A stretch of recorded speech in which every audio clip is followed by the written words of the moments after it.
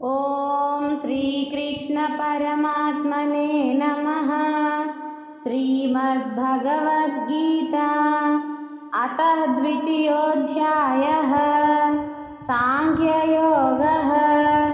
32వ శ్లోకం. యదృచ్ఛయా చోపపన్నం స్వర్గద్వారమపావృతం సుఖినః క్షత్రియాః పార్థ లభంతే యుద్ధమీదృశం. నిఘంటువు. పార్థ, ఓ పార్థ, యదృచ్ఛయ అనుకోకుండా అంటే సంకల్పం లేకుండా, ఉపపన్నం ప్రాప్తించినట్టిదియును, చ మరియు అపావృతం తెరవబడిన దై ఉన్నదియును, స్వర్గద్వారం స్వర్గద్వార రూపమై ఉన్నదియును, ఈ దృశ్యం యుద్ధం ఇట్టి యుద్ధమును సుఖినః అదృష్టవంతులైన క్షత్రియాః క్షత్రియులు మాత్రమే లభంతే పొందుదురు.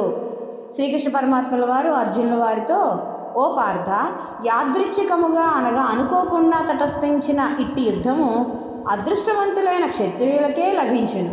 ఇది స్వర్గమునకు తెరిచిన ద్వారము వంటిది అని తెలియపరుస్తూ,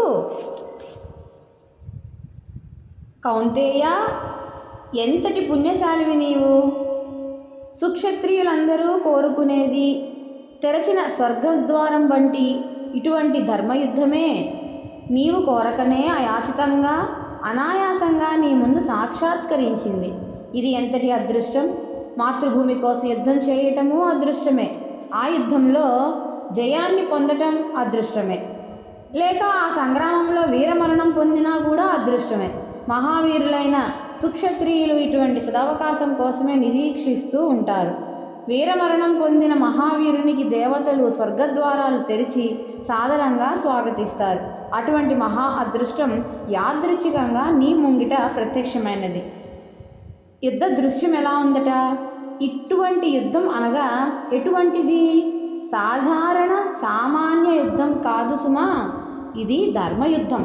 పవిత్రమైన ఆశయంతో మీకు ఈనాటి వరకు జరుగుచున్న అన్యాయాలకు సమాధానంగా, మీకు మీ పట్టమహిషి ద్రౌపదికి నిండు సభలో అవమానాలకు ప్రతీకారంగా, మాయాజూదంలో మీ రాజ్యాన్ని అన్యాయంగా అపహరించి మిమ్ములను అరణ్యాల పాలు చేసినందుకు ప్రతీకారంగా చేసే యుద్ధం.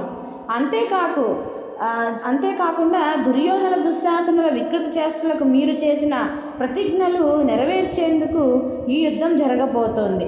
ద్రౌపది అవమానాగ్నిని చల్లార్చేందుకు, మీ పరాభవాగ్నిని చల్లార్చేందుకు ఆసన్నమైన శుభ సమయమే ఈ యుద్ధం. దుష్ట శిక్షణకు, శిష్ట రక్షణకు, ధర్మోద్ధరణకు నిశ్చయించిన నా అవతారతత్వమునకు సాఫల్య తరుణమే ఈ యుద్ధం. అందుచే ఈ యుద్ధం సామాన్యమైనది కాదు, ధర్మయుద్ధం సుమా. ఇది ద్వాపర యుగాంతానికే సంకేతం, రాబోయే నూతన కలియుగానికి నాంది గీతం కాబోతున్నది. ఈ యుద్ధ పరిసమాప్తితో దుర్మార్గం నశించాలి, భూభారం తగ్గాలి. ఈ మహాకార్య నిర్వహణకు నిన్ను నిమిత్తమాత్రుడిగా చేసి ఈ కీర్తిని నీకు కట్టిపెట్టడం నిజంగా నీ అదృష్టం. ఈ సదవకాశం అందరికీ లభించదు. ఇటువంటి మహత్తర అవకాశాన్ని సద్వినియోగం చేసుకోగలిగిన సుక్షత్రియులు నిజంగా సుఖవంతులు కాగలరు.